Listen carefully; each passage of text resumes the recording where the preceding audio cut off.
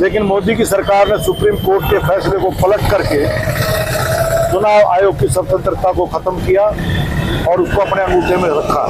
मुद्दे को लेकर यहाँ पर बैठे हुए इनसे बात करने की कोशिश करेंगे। नमस्कार जी। नमस्कार जी। किसके बैठे हुए आज? ये आज हमारी पार्टी की ओर से, सिर्फ भारतीय कम्युनिस्ट पार्टी मार्क्सवादी की ओर से पूरे देश भर में प्रतिरोध कार्रवाइयों का, विरोध कार्रवाइयों का आयोजन किया जा रहा है। उसी कड़ी में हम जिला के साथी यहाँ धरना लगा के बैठे हैं। मुख्य मसला प्रजातंत्र में वोट के अधिकार का है और जिस प्रकार से बिहार के अंदर पुनर्निरीक्षण के नाम पे लाखों लोगों के वोट काटे जा रहे हैं, जब उनके पास आधार कार्ड है, पहचान पत्र है, तमाम तरह की आइडेंटिटी है, उसको न मानते हुए भी चुनाव आयोग जबरदस्ती 65 लाख से ज्यादा वोट काट चुका है। एक तो हम इसका विरोध करें पूरे देश में। दूसरा, जो बांग्ला भाषा हमारे देश की सूची के अंदर 8 भाषाओं में नाम है, लेकिन बांग्ला भाषी लोगों को, खास तौर से समुदाय के लोगों को पूरे देश में परेशान किया जा रहा है। हमारे हरियाणा में भी, गुड़गांव, अपने रोहतक में भी, जींद बाईपास पे झुग्गियों में आसाम के लोग रहते हैं, बांग्ला भाषी हैं, कूड़ा बीनने का काम करते हैं। भिवानी बाईपास के ऊपर भी कई लोग हैं। हम मिलकर आए उन लोगों से और उनको उठाया गया, थाने में ले जाया गया और 3rd डिग्री भी की गई और गर्म पानी करके उसके अंदर डुबकियां मराई गई। बहुत सारे लोग बह में डर के वापस चले गए हैं और बहुत सारे लोग अभी भी डरे हुए हैं। तो ये एक स्थिति बन रही है। ऐसे गुड़गांव में किया गया, ऐसे और जगह की शिकायतें हैं। और हमारा ये कहना है, बांग्ला भाषी लोगों को तथाकथित बांग्लादेशी का नाम लेकर प्रताड़ित करना बंद किया जाए। तीसरा, बिजली के निजीकरण की एक मुहिम चला रखी है और उसके चलते हुए स्मार्ट मीटर देश भर में, हमारे राज्य में भी लगाए जा रहे हैं। जैसे हम फोन रिचार्ज कराते हैं, कल को उसी प्रकार की प्रक्रिया शुरू की जाएगी। तो हम उसका भी विरोध करके बिजली का निजीकरण नहीं होना चाहिए। जनता के लिए जो रेट बढ़ाए गए हरियाणा में बिजली के, वो वापस लिए जाए। इसके साथ साथ कुछ स्थानीय मुद्दे हैं। हमारा जो रोहतक शहर है, महम शहर है, हमारा कलानौर कस्बा है, सांपला कस्बा है, गंदगी के ढेर लगे हुए हैं, कोई सफाई व्यवस्था नहीं है। हमारा जो हाउस टैक्स आता है उसके अंदर अलग से पैसा काटा जाता है। इस बार तो जो रोहतक है 25वें नंबर पे आया है। ये कहने की बात है, ऐसे का नाम जब 25 में है तो इसका अंदाजा लगा लो आप। हम तो रोज शहर में घूमते हैं, कूड़े के ढेर पड़े हैं, गंदगियां फैल रही हैं, बीमारियां फैल रही हैं, सीवर व्यवस्था ठप पड़ी है और पीने के पानी की हालत और भी ज्यादा नाजुक है। साफ पीने का पानी नहीं मिल रहा, एक वो मुद्दा। और हमारे शहर की जितनी सड़कें हैं, आसपास के गांव की टूटी पड़ी है, ये नहीं पता लगता है सड़क है या खड्डे हैं, खड्डे है या सड़क है। एक तो विकास का ढंढोरा पिटा जा रहा है। तो हमारा कहना है, साफ पीने का पानी हो, सफाई व्यवस्था हो और रोडों की व्यवस्था बेहतर की। एक हमारा महम का जो पूरा इलाका है, निंदाना का, फरमाना का, वहां के 10-12 गांव भयंकर रूप से बारिश के चलते हुए जल भराव के कारण फसलें बर्बाद हो गई हैं किसानों की।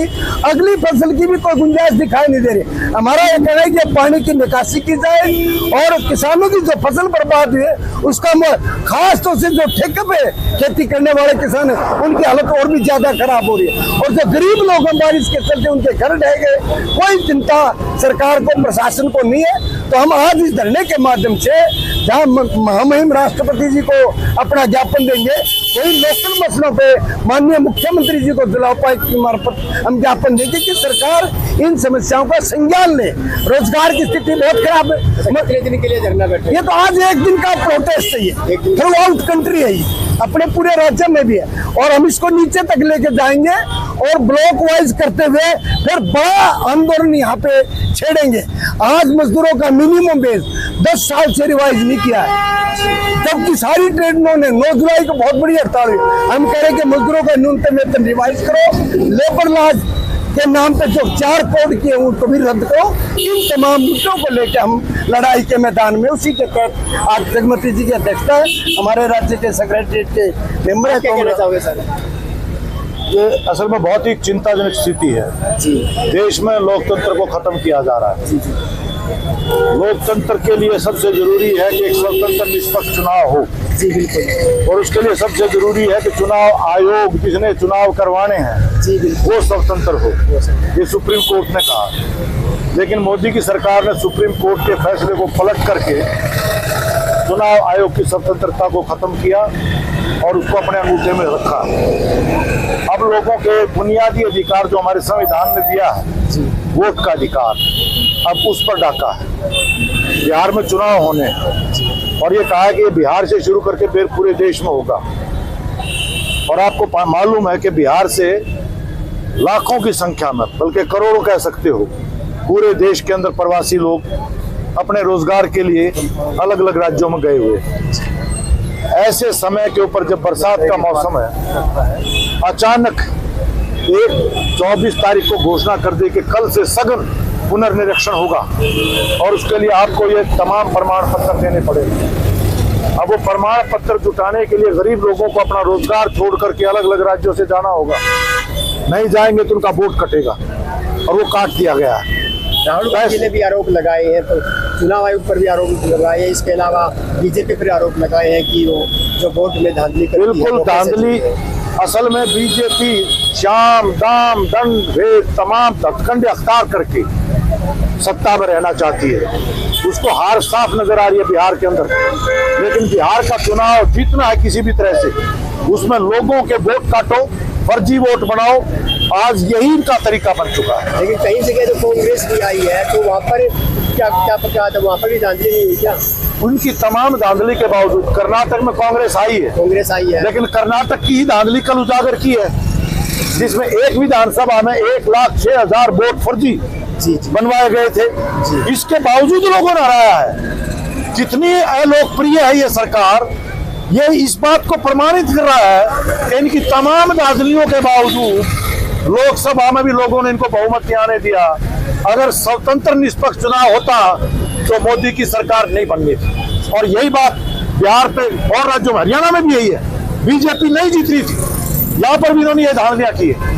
सभी सर्वे यही कह रहे थे कि यहाँ हारेगी बीजेपी, लेकिन यही धांधलियां हैं। उनका कॉर्पोरेट के साथ सौदा है, उनका हवाले पूरी देश की अर्थव्यवस्था कर रहे हैं। वो इनको बोरियां भर के पैसा देते हैं। मीडिया पर कब्जा उनका है। मेन मीडिया, गोदी मीडिया 24 घंटे वो इनके पक्ष में प्रचार में लगा रहता है। चुनाव के अंदर पैसा बेचता है, वोटें खरीदी भी ली जाती है। अधिकारियों को तमाम जो मशीनरी है उनका सबका दुरुपयोग किया जाता है। इसके बावजूद भी लोगों ने इनके खिलाफ वोट किया, बात की है। वरना आज इसलिए मैं कह रहा हूं कि देश के लोगों को आज जो बिहार में हो रहा है इससे जाग जाना चाहिए।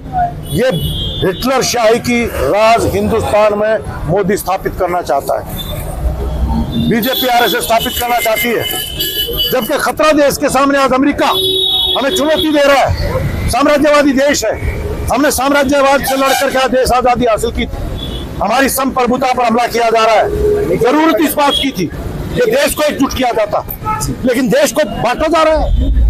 देश के अंदर हिंदू मुसलमान के नाम पे बंटवारे पैदा कर रहे हैं। ये देश की दुश्मन जैसा व्यवहार नहीं तो क्या है? आतंकवादी धर्म देख करके गोली मारते हैं और ये भी धर्म देख करके हमला करते हैं, तो आतंकवादियों में क्या फर्क है बताइए आप? ये देश के आज शासक ही देश को तोड़ रहे हैं। इसलिए देश की आजादी को, संप्रभुता को क्या चाहते हो आप? इसलिए चाहते हैं कि देश की जनता खड़ी हो अपने हक हकूक के लिए। और हमारी पार्टी ने ऐलान किया है पूरे देश में धरने प्रदर्शन करते हुए कि आने वाले समय में तमाम व्यापक संगठनों की एकता जुटाते हुए हम पूरे देश के अंदर ये आंदोलन खड़ा करें। बीजेपी तो बहुमत से आई है, जनता ने उसे बहुमत से बनाया है। बेशक बनाया होगा, लेकिन जनता ही जनार्दन है। देश की मालिक कौन है? देश की जनता। जनता का फैसला सबको मान्य होगा। तो जनता के अगर उठेगी तो हमें ये भी मालूम है कि नीचे से सरकारों की जमीन खिसकती है और सरकारें टूट भी जाती हैं। आप क्या कहना चाहोगे आगे?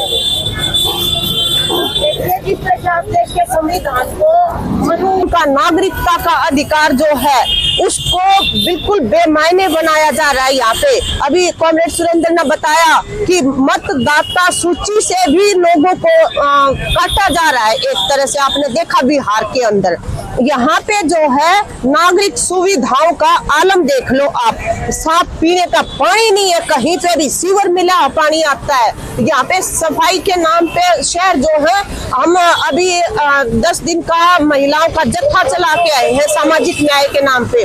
केवल एक शहर की बात नहीं है, हर शहर में नागरिकों ने हमें ये बताया कि जी पीने के पानी के अंदर सीवर का पानी मिल रहा है, और जो सीवर का पानी जो है वो सड़कों के ऊपर फैला हुआ चारों तरफ है। बिल्कुल बीमारी का आलम जो है वो बनाया हुआ है एक तरह से। तो ये जो नागरिक अधिकारों के ऊपर हमला है, और नागरिकों को ये बीजेपी जो है ये रियाया में बदलना चाहती है। नागरिक का वो होता है जो सरकार से सवाल कर सके, जो सवाल का अगर सही जवाब ना हो तो उसका सड़कों पे आके विरोध कर सके। आज ये उन सारी चीजों को दबाना चाहते हैं, बरतरफ करना चाहते हैं। हम आज उस नागरिकता की रक्षा के लिए, नागरिक अधिकारों की रक्षा के लिए यहाँ पे सड़कों पे उतरे हैं। और हम जो महिलाएं हैं, जब इस तरह का आलम होता है तो जो कमजोर तबके हैं, चाहे महिलाएं हैं, चाहे दलित हैं, चाहे अल्पसंख्यक हैं, पिछड़े लोग हैं, उनके ऊपर ज्यादा गाज गिरती है इस चीज की। इसलिए हम इस धरने के अंदर शामिल हैं। और हम साथ में ये भी कहना चाहते हैं कि ये ट्रंप ने क्या आतंकवाद मचा रखा है। ये ट्रंप के जो टैरिफ लगा होगा, 25% लगा होगा, भाई तू कौन होता है ऐसे जो अंतर्राष्ट्रीय कानून जो है, अंतर्राष्ट्रीय संस्थाएं जो है, उन अंतर्राष्ट्रीय मूल्य मान्यताएं हैं, किसी चीज की परवाह नहीं कर रहा है, एक तरफा तरीके से घोषित करता चला जा रहा है। कितनी महंगाई बढ़ेगी उससे, हमारी खेती बाड़ी जो है जिसके ऊपर हमारा मतलब खाद्य सुरक्षा निर्भर करती है, हमारे लाइवलीहुड इश्यूज उस पर निर्भर करते हैं, उसके ऊपर कहते हैं दूध भी यहाँ पे हम लाएंगे, सब्जी यहाँ लाएंगे, फल यहाँ लाएंगे। तो ये जो तमाम एक तरह से नागरिकों के खिलाफ जो लहर चल रही है, इसके खिलाफ ये धरना है आज, ये चेतावनी धरना है। और इसके बाद अगर कुछ असर नहीं पड़ता है तो आने वाले दिनों में गली मोहल्लों में अभियान चला के हम, और पूरा जन दबाव के आधार पे ये जो प्रशासन है इसको नागरिकों की खिदमत करने के लिए हम मजबूर करेंगे। टैक्स देते हैं हम, ऐसे ही थोड़ी मांग रहे हैं। तो ये बात है आज तक।